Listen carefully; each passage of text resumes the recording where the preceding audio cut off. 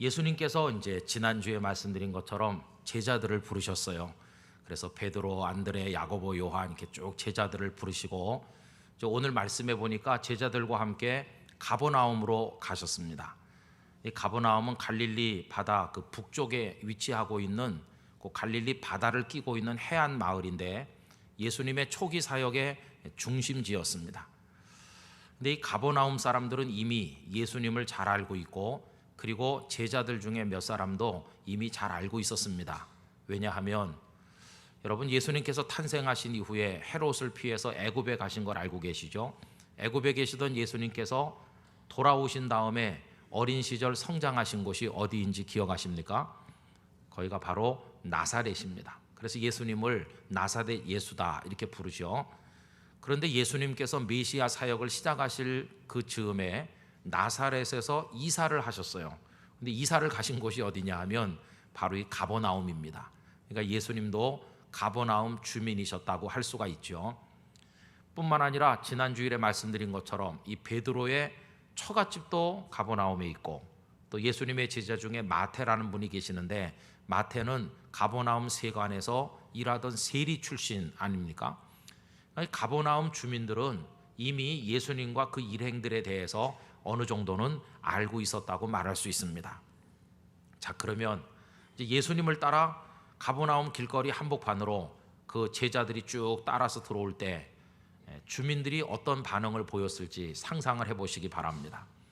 아마 3355 쑥덕쑥덕 대면서 저 예수 선생이 사람들 좀 불러 모았다더니 저 사람들인가? 저기 시몬도 있고 안드레도 있구만, 뭐 이런 식으로 말했을 것 같아요.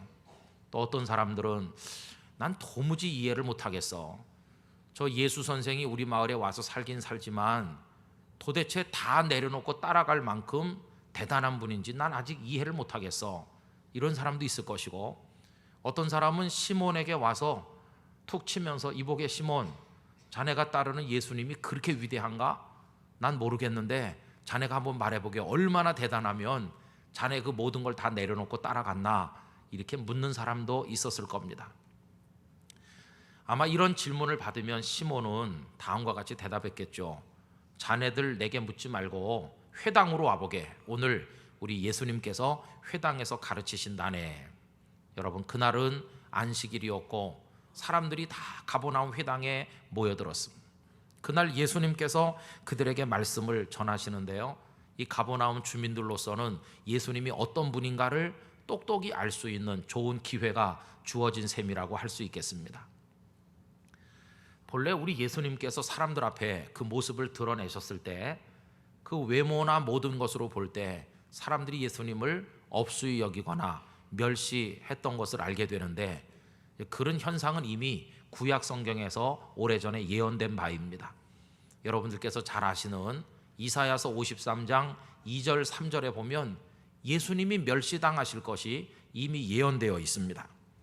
그는 주 앞에서 자라나기를 연한 순 같고 마른 땅에서 나온 뿌리 같아서 고운 모양도 없고 풍채도 없은즉 우리가 보기에 흠모할 만한 아름다운 것이 없도다. 그는 멸시를 받아 사람들에게 버림받았으며 간고를 많이 겪었으며 질고를 아는 자라. 마치 사람들이 그에게서 얼굴을 가리는 것 같이 멸시를 당하였고 우리도 그를 귀히 여기지 아니하였도다. 참 마음이 아파요. 우리가 그렇게 존경하고 사랑하는 예수님께서 사람들에게 멸시당하시고 사람들이 예수님을 깔보기도 했다는 겁니다. 자, 그럼 여러분, 실제로 예수님은 어떤 분이셨나요? 그렇게 사람들이 멸시하고 우습게 여겨도 좋을 만큼 형편없는 분이셨습니까? 가버나움 회당에 주민들이 꽉 들어찼는데 드디어 예수님께서 입을 열어 말씀을 가르치시기 시작했습니다. 예수님께서 말씀을 시작하시자 엄청난 일들이 나타났습니다. 그 말씀이 가버나움 회당에 나온 사람들을 압도하였습니다. 그들의 마음을 찔렀습니다. 그들은 자기들의 가슴 속에서 뭔가 뜨거운 감동이 치밀어 오르는 것을 느끼게 됐습니다. 과거에 들어보지 못했던 엄청난 교훈이 그분의 입에서 나오고 있는 것을 그들이 알게 됐습니다. 모두가 다 깜짝 놀랐습니다. 여러분, 본문 21절 22절 다시 한번 다 같이 읽어보겠습니다. 그들이 가버나움에 들어가니라. 예수께서 곧 안식일에 회당에 들어가 가르치심에 무사람이 그의 교훈에 놀라니 이는 그가 가르치시는 것이 권위 있는 자와 같고 서기관들과 같지 아니하밀러라. 아멘. 주님의 가르침은 능력이 있었습니다. 여러분, 서기관은 당시 유대 사회에서 최고로 존경받던 분들 중에 한 부류입니다. 그들은 모든 모임에서 언제나 상석에 앉았고 존경받았습니다. 남왕국 유다가 바벨론에 포로가 돼서 끌려간 이후로 성전을 잃어버린 그들은 하나님을 율법을 통해서 제대로 섬기기를 원해서 율법 연구에 몰입하고 가르치는 일이 유행하게 됐는데 그 중심에 서 있었던 사람들이 바로 서기관들입니다. 그로부터 유대주의라고 하는 전통이 생겨나게 됐고 예수님 당시에 와서는 곳곳에 많은 서기관들이 있어서 랍비라고 존경받았습니다. 사람들은 신앙과 인생의 난제를 만나면 서기관들에게 가서 자문을 청하고 서기관들의 가르침이 그들의 행동 규범이고 그들의 말이 곧 법처럼 여겨졌습니다. 이 서기관은 대단한 존재들이었습니다. 그런데 예수님의 가르침은 서기관들하고는 차원이 다른 엄청난 가르침이었다는 겁니다. 저는 이 말씀 읽으면서 주일마다 부족한 목사인 제가 하는 설교는 참 초라한 설교일 때가 많지만 예수님께서 여기 오셔서 우리 땅끝 가족들에게 직접 말씀하시면 어떨까, 그런 마음을 가져보기도 했습니다. 여러분, 주님의 가르침은 엄청난 것이었습니다. 더군다나 주님은 당신의 가르침이 공허한 것이 아닌 진짜라고 하는 걸 뒷받침할 만한 능력도 있었습니다. 그날 마침 그 현장에 귀신 들린 사람이 있었는데 예수님은 능력 가운데 그 귀신을 쫓아내시고 그 사람의 불쌍한 인생을 온전케 만드셨습니다. 오늘 본문 23절 이하를 다시 보십시오. 마침 그들의 회당에 더러운 귀신 들린 사람이 있어 소리질러 이르되 나사렛 예수여, 우리가 당신과 무슨 상관이 있나이까? 우리를 멸하려 왔나이까? 나는 당신이 누구인 줄 아노니 하나님의 거룩한 자니이다. 예수께서 꾸짖어 이르시되 잠잠하고 그 사람에게서 나오라 하시니 더러운 귀신이 그 사람에게 경련을 일으키고 큰 소리를 지르며 나오는지라. 할렐루야. 주님은 당신의 말씀이 진짜임을 증명할 수 있는 실질적 능력도 가지고 계시다는 것을 그들에게 똑똑히 보여주셨습니다. 말만 번지르르하게 하는 엉터리 선생님이 아니시라는 것입니다. 여러분, 이분이 바로 우리 주님이셨어요. 사람들 깜짝 놀랐습니다. 그래서 그들이 놀랐다는 이야기가 다시 한번 나옵니다. 27절 다 같이 읽어보실까요? 다 놀라 서로 물어 이르되 이는 어찌미냐? 권위 있는 새 교훈이로다. 더러운 귀신들에게 명한즉 순종하는도다 하더라. 할렐루야. 주님의 가르침과 그 능력이 회당 안의 모든 사람들을 깜짝 놀라게 만들었습니다. 오늘날 교회 다니는 사람들 중에도요, 예수님께서 얼마나 위대한 분인가를 잘 모르는 사람들이 있는 것 같습니다. 여러분, 예수님은 우리보다 조금 나은 그런 수준에 계신 분이 아니십니다. 예수님은 전능하신 하나님, 그분 자신이십니다. 그분이 세상의 창조주이십니다. 그분이 진리 자체이십니다. 내가 곧 진리라고 말씀하시지 않았습니다. 그분의 손에서 모든 것이 시작되고 모든 것이 움직여 나가는 전능자가 바로 우리가 주님이라고 부르는 바로 그 예수님이십니다.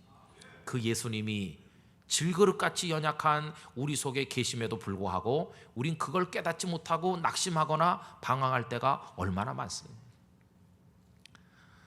벌써 이제 한 10년도 넘어가는 것 같은데 어느 날 교인 한 분이 찾아오셨어요. 목사님, 섭섭해요. 제가 이런저런 이유 때문에 직장도 그렇고 해서 멀리 서울 쪽으로 가게 됐는데 참 너무나 섭섭합니다. 영도 중앙교회에서 끝까지 있고 싶고 목사님과 함께 주님을 섬기고 싶은데 너무나 섭섭해요. 그러면서 눈물도 닦아내고 그래요.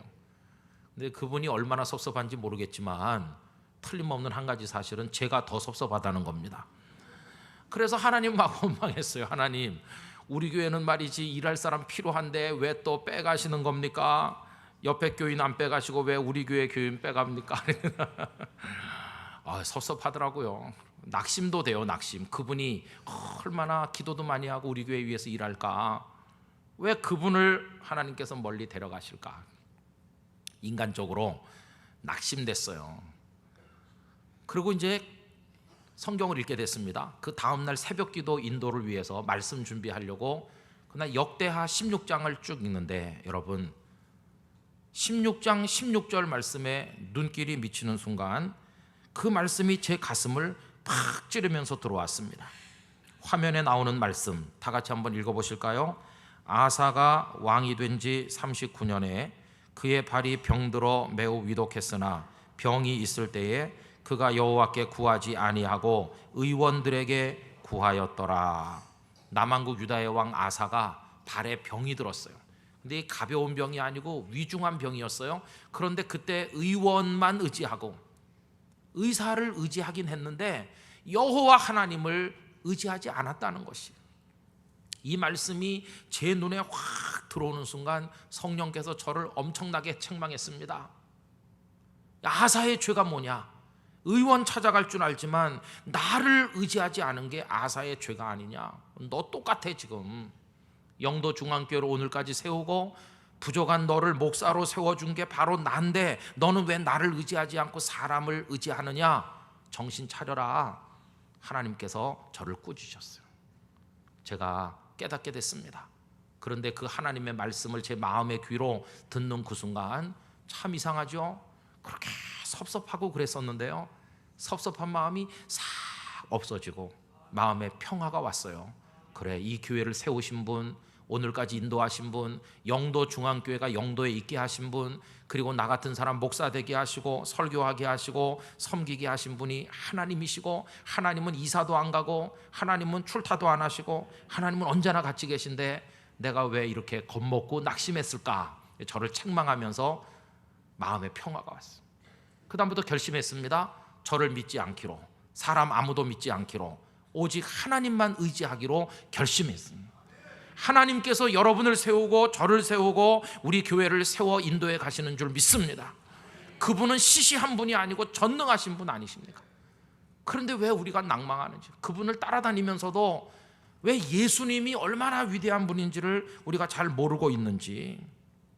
그분은 전지전능하시고 우리는 무지하지만 주님 모르는 게 없으세요. 우리 못하는 것 투성이지만 주님은 전능하세요. 우리 주님은 세상 모든 것을 손에 가지고 계신 창조주이며 그걸 운행하시는 바로 그런 분 아니십니까? 그분이 우리와는 아무 상관도 없는 남이 아니고 우리가 주님 그러면 응답하시는 분 아니십니까? 그분이 지금 제 속에 계셔서 저의 입을 열어 말하게 하시고 여러분들의 귀에 계셔서 듣게 하시고 우리에게 은혜를 주시는 줄로 믿습니다. 그 주님이 우리와 함께 계시니까 두려워할 거 아무것도 없는 것입니다. 저는 이런 생각해 봤어요. 네가 다 내려놓고 따라갈 만큼 저분이 그렇게 대단하냐? 이렇게 빈정대는 주민들도 있었을 텐데 그날 회당에 온 사람들이 눈이 왕방울만해지고 입이 쩍 벌어질 만큼 놀랐거든요. 그때 베드로를 비롯한 제자들의 마음이 어땠을까요? 막 뿌듯했을 것 같아요. 봤지? 우리 선생님 예수님이 어떤 분인지 당신들 똑똑히 봤지? 그런 뿌듯함이 있지 않았겠어요? 여러분, 예수님을 구주라 부른다면 우리 세상 아무리 어려운 상황을 만나도 두려워하지 말고 이 뿌듯함과 당당함과 담대함이 있어야 될 줄로 믿습니다. 여러분, 예수님이 바로 여러분들의 주님이신 것입니다. 그 다음부터 제자들은요 그냥 예수님만 따라다니면 되는 거예요. 철부지 땅꼬마가 엄마 치맛자락만 붙들고 따라가면 엄마가 다 알아 해주는 것처럼 예수님만 쫓아가면 됐어요. 수많은 무리들에게 먹을 걸 줘야 되는 난처한 상황이 왔을 때 제자들은 할 수가 없었지만 가만히 있어도 예수님께서 떡 5개 물고기 2마리로 다 먹이고 12강줄이나 남게 하시지 않았습니까? 귀신 들린 어린아이가 왔을 때 제자들은 아무것도 할 수 없었으나 예수님께서 그 아이를 온전케 하시지 않았습니까? 갈릴리를 건너가다가 풍랑 만나 배가 뒤집힐 지경이 됐을 때 그들은 두려워했지만 예수님이 같이 계시니까 바다를 잔잔하게 하시지 않았습니까? 예수님만 쫓아다니면 만사가 다 해결됐어요. 자, 그런데 여러분 보세요. 이 전능하신 주님만 따라다니면 돼. 이거 참 좋은 거예요, 그죠? 그러나 문제가 있습니다. 그 문제는 뭐냐 하면 도대체 언제까지 그럴 거냐는 겁니다. 요만한 꼬마가 엄마 치맛자락 잡고 따라다니는 거 요만할 때 얘기지, 덩치가 이만큼 컸는데도 엄마 치맛자락 닦고 다니면 그거 어떡하겠어요? 여러분, 예수님께서 그들의 평생 끝까지 그 옆에서 모든 거 다 해주시는 분이십니까? 아닙니다. 예수님은 떠날 준비를 하고 계셨어요. 어느 정도 제자들을 훈련시키면 이제 떠나실 겁니다. 떠나시겠다는 말씀도 그들에게 하시기도 하셨어요. 요한복음 16장 16절, 조금 있으면 너희가 나를 보지 못하겠고 또 조금 있으면 나를 보리라 하시니 제자 중에서 서로 말하되 우리에게 말씀하신 바 조금 있으면 나를 보지 못하겠고 또 조금 있으면 나를 보리라 하시며 또 내가 아버지께로 감이라 하신 것이 무슨 말씀이냐 하고. 이게 무슨 얘기입니까? 제자들끼리 좀 쑥덕쑥덕 하는 겁니다. 아니, 조금 있으면 날 못 본다고 하시는 게 무슨 얘기야? 떠나신다는 거야? 아버지께로 간다는데 우리를 버리고 가신다는 거야? 그럼 우리끼리 남아가지고 뭘 하라고? 이런 불안감이 제자들의 마음속에 생기는 겁니다. 이 불안감은 마치 부모님은 바깥에 계시고 선생님도 바깥에 계시고 나 혼자 시험장에 들어가 시험을 쳐야 되는 그 수험생의 불안감과 똑같은 거예요. 그 전에는 수학 문제 풀다 모르면 선생님이 가르쳐주고 엄마가 격려해줬는데 시험장 안에는 나 혼자뿐입니다. 내가 알아서 풀든지 말든지 내가 해야 되는데 얼마나 불안해요. 여러분이 시험장에 들어가는 학생이 그런 불안감을 극복하려면 어떻게 하면 됩니까? 실력을 쌓아서 강해지는 수밖에 없어요. 이제는 선생님이 안 들어와도 부모님이 안 계셔도 내가 시험을 잘 치러낼 수 있는 실력 있는 학생이 되는 것 외에는 다른 방법이 없는 게 아니겠습니까? 여러분, 제자들도 똑같아요. 이제 예수님 떠나면 제자들만 남을 텐데 어떻게 되면 되겠습니까? 강한 제자가 돼야 되는 것이죠. 성숙한 하나님의 사람이 돼야만 하는 것이죠. 그럼 여러분, 시간이 더 흘러서 나중에 이 제자들은 어떻게 됐나요? 결론부터 말씀드리면 오늘 본문에서 예수님의 가르침이 서기관들을 압도하고 능가하고 권위 있는 새 교훈으로 들려줬던 것처럼 예수님께서 귀신을 쫓아내는 능력을 보여주신 것처럼 시간이 지난 이후에 이 제자들도 예수님 같은 존재로 우뚝 서게 됐어요. 여러분, 예수님께서는 부활하신 다음에 40일 이후 하늘로 그 몸이 승천하셔서 가셨습니다. 제자들만 남았습니다. 이건 정말 큰일 아닙니까? 옛날 같은 벌벌 떨고 아무것도 못할 제자들인데 이제 그들은 달라져 있었습니다. 예수님 안 계셔도 겁먹지 않고 오순절 그 많은 순례자들 앞에 나가 당당하게 부활의 복음을 증거했습니다. 3,000명씩 하루에 회개하고 세례를 받는 역사들이 나타났습니다. 유대 최고 기관인 유대 사회 가장 저명하고 힘 있는 사람들이 모인 산헤드린 공회에 끌려갔지만 그 엄청난 사람들 앞에 조금도 굴하지 않고 할 말 다 하고 증거할 거 다 증거했습니다. 그들을 압도하는 권위가 베드로에게도 요한에게도 다른 제자들에게도 있었습니다. 얼마나 이들이 대단했는지 산헤드린 공회 회원들이 오히려 굉장히 충격받고 당황했습니다. 그래서 자기들끼리 하는 얘기가 사도행전 4장 13절 이하에 쭉 나옵니다. 그들이 산헤드린 공회원들이 베드로와 요한이 담대하게 말함을 보고 그들을 본래 학문 없는 범인, 평범한 사람인 줄로 알았다가 이상히 여기며 또 전에 예수와 함께 있던 줄도 알고 또 병 나은 사람이 그들과 함께 서 있는 것을 보고 비난할 말이 없는지라 명하여 공회에서 나가라 하고 서로 의논하여 이르되, 자기들끼리 쑥덕거리잖아요. 이 사람들을 어떻게 할까? 그들로 말미암아 유명한 표적 나타난 것이 예루살렘에 사는 모든 사람들에게 알려졌으니 우리도 부인할 수 없는지라. 산헤드린 공회원들을 압도하는 권위가 이 제자들에게도 생기지 않았습니까? 그뿐이 아닙니다. 제사장들까지도 복종하고 돌아왔는데 사도행전 6장 7절, 하나님의 말씀이 점점 왕성하여 예루살렘에 있는 제자의 수가 더 심히 많아지고 허다한 제사장의 무리도 이 도에 복종하니라. 할렐루야.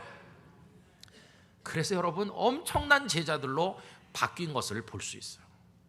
여러분 잘 생각해 보세요. 마가복음 1장에 예수님 따라다니는 제자들의 모습하고 사도행전에 언급되어 있는 제자들의 모습은 판이하게 다른 것입니다. 이 구조가 우리에게 명령하는 과제가 있습니다. 그 뭐냐 하면 누구든지 예수님을 따라다니는 사람이 된다면 그 처음 모습을 벗어나서 사도행전의 제자들의 모습처럼 성장하고 성숙해서 사탄을 제압할 수 있는 강한 그리스도인이 되어야만 한다고 하는 명제를 우리에게 숙제로 지금 얘기하고 있는 것입니다.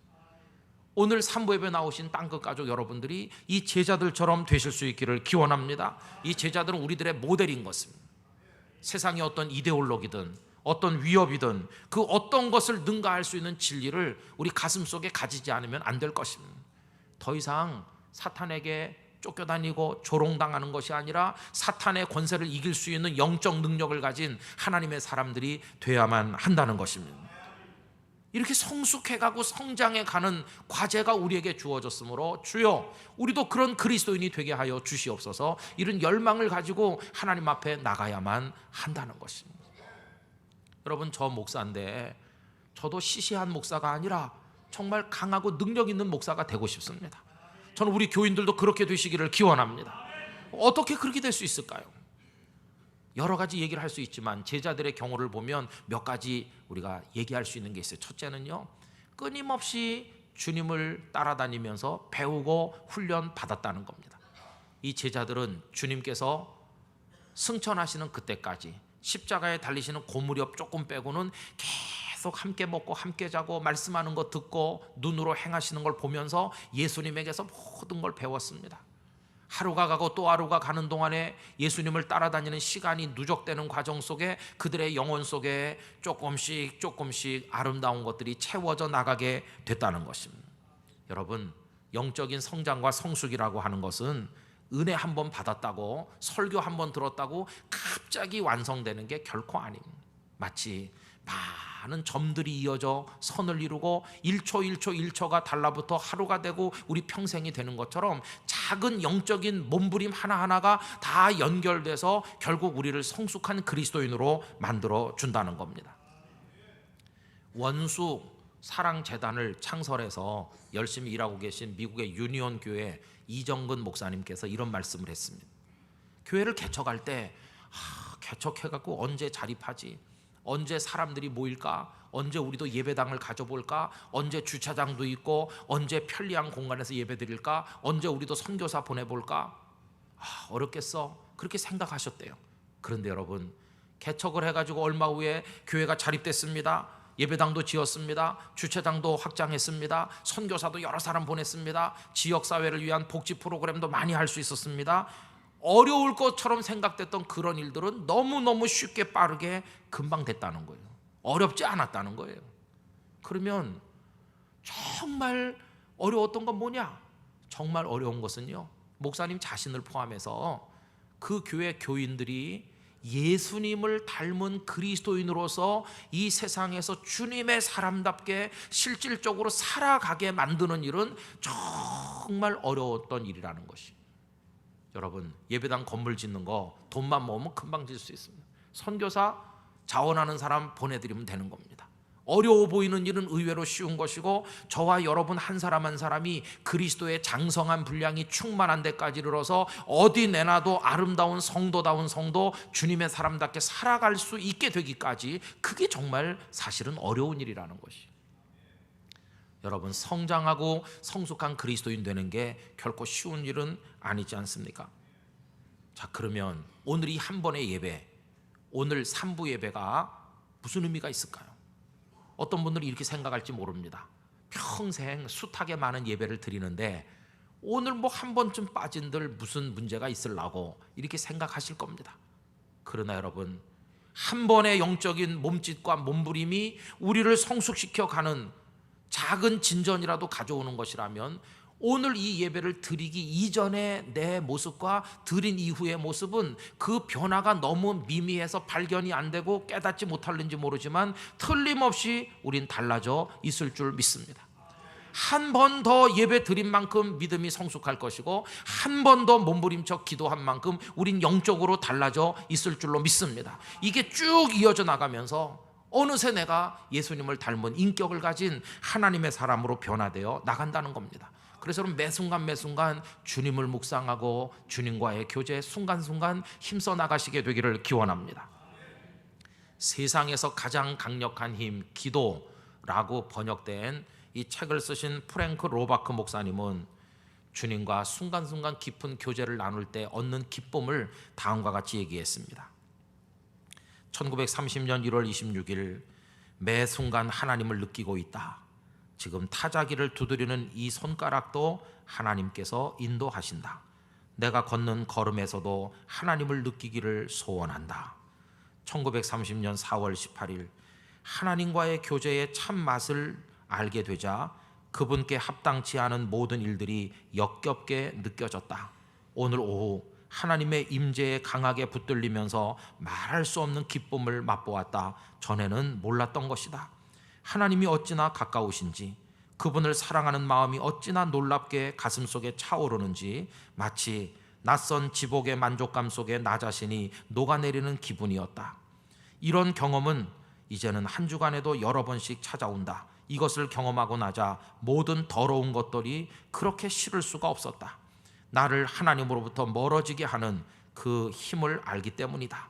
하나님과의 깊은 교제를 나누고 나면 내 영혼이 막 떨어져 내린 눈송이 마냥 깨끗해진 기분이다. 여러분, 이렇게 주님과 더불어 영적인 호흡을 하면서 주님을 묵상하고 끊임없이 또 기도하고 말씀 속에 살면서 우리는 눈에 띄지 않지만 조금씩 변하여 예수님의 사람다운 사람으로 성장해 가는 줄로 믿습니다. 두 번째로 이 제자들에게는요, 잊을 수 없는 체험이 있었는데 예수님의 십자가와 부활을 목도한 것이었습니다. 여러분, 예수님의 사람으로 성장해 가려면 예수님의 것을 공유해야 되는데요, 예수님께서 하신 많은 말씀, 행하신 많은 이적이 다 중요하지만 결정적으로 중요한 것은 예수님의 십자가와 부활인 것입니다. 아무리 예수님께서 많은 사람을 살려내시고 병든 자를 일으키시고 말씀을 억만 마디 말씀을 하셔도 십자가와 부활이 없다면 예수님은 우리의 구주가 될 수가 없는 것이죠. 십자가와 부활이 그분을 메시아 되게 만든 결정적인 겁니다. 그런데 제자들은 그 십자가와 부활을 통과한 사람들입니다. 십자가에 달린 예수님 속에서 그들은 죄악 많은 자신들이 죽었어야 될 걸 깨달으면서 예수님의 죽음에서 자신들의 죽음을 본 것입니다. 또 예수님의 부활 속에서 자신들도 저렇게 부활하게 될 것을 깨닫게 되면서 주님의 부활이고 자신들의 부활인 것을 알게 된 것입니다. 여러분, 부활하신 예수님을 눈으로 보고 말씀을 듣고 그 주님과 함께 있게 되니까 그 전까지 그들을 두렵게 만들었던 모든 것들이 일시에 사라지는 것을 느끼게 됐습니다. 죽음을 이기시는 주님이 함께 계신데 우리가 무엇을 두려워하겠는가? 이게 그들의 생각이었습니다. 성도 여러분, 전 우리 땅끝교회 성도님들도 주님의 십자가를 통한 죄의 용서, 우리를 변화시켜 새 사람 되게 하는 것, 그리고 부활의 능력 속에 담겨있는 예수님의 승리, 그걸 우리도 깨닫게 되기를 간절히 기원합니다. 부활하신 주님의 능력을 우리가 믿는다면 아무리 어려운 낭망할 수밖에 없는 상황에 던져진다 할지라도 우린 결코 거기서 쓰러지지 않을 줄로 믿습니다. 예수 다시 사셨다는 걸 믿는다면 우리 모두도 승리자가 될 줄로 믿습니다. 그리고 또 한 가지 제자들을 그렇게 만들어준 한 가지는요, 주님의 성령께서 그들에게 강하게 임하셔서 기름 부음 되셨다는 겁니다. 다락방에 모여 기도할 때 오순절 성령님께서 그들에게 임하지 않았습니까? 여러분, 성령님이 누구십니까? 하나님 아버지의 영이시면서 동시에 예수님의 영이십니다.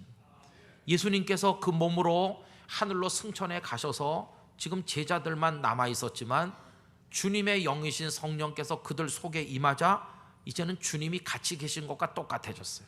전에는 주님이 말씀하시고 주님이 이적을 행했습니다. 그러나 이제는 제자들이 설교하고 제자들이 이적을 행합니다. 그러나 주님이 그 속에 계신 것과 하나도 다를 바가 없어요.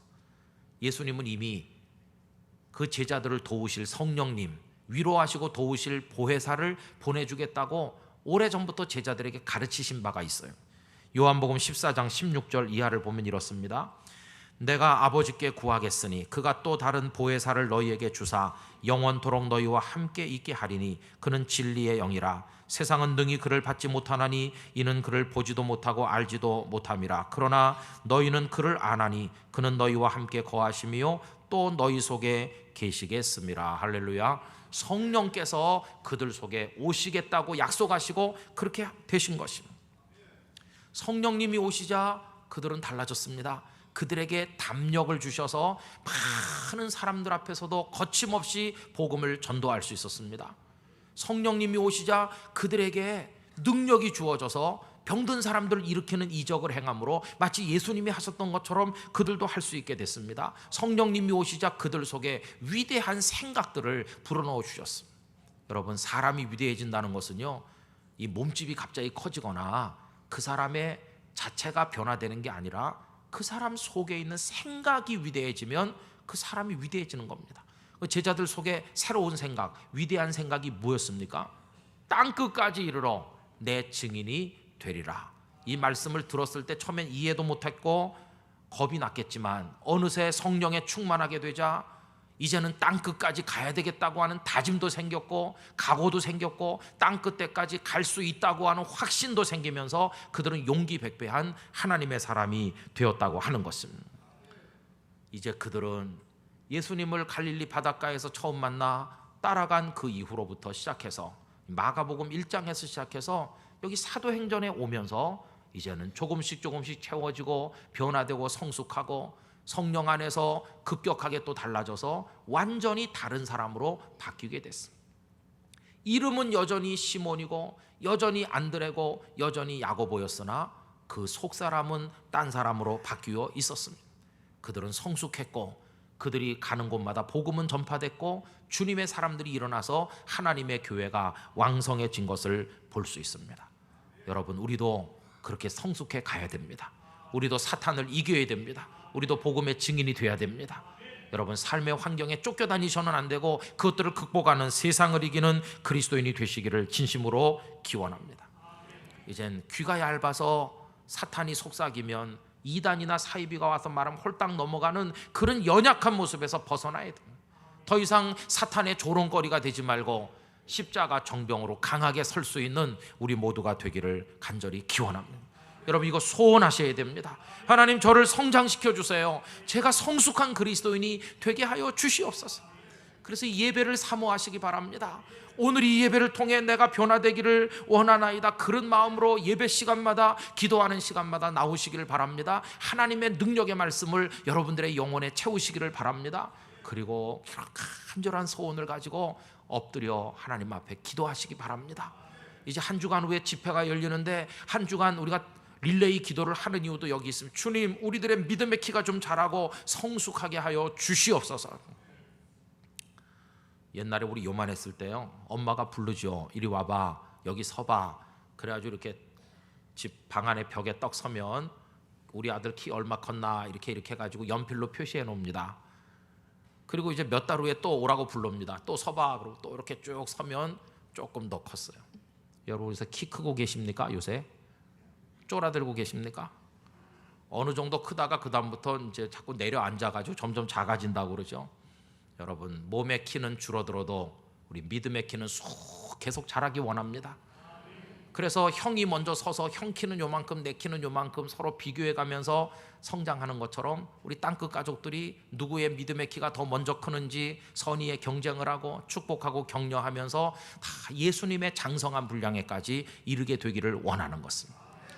예수님을 믿는다는 건 그저 교회에다가 이름 석자 적어내고 가끔 왔다 갔다 하는 게 아니라 그리스도인답게 어디 가서도 두려워하지 않고 예수님의 향기를 풍기면서 세상을 이기며 사탄을 이기며 구체적인 삶 속에 열매 맺으며 살아가는 거, 그게 바로 주님을 믿는 겁니다.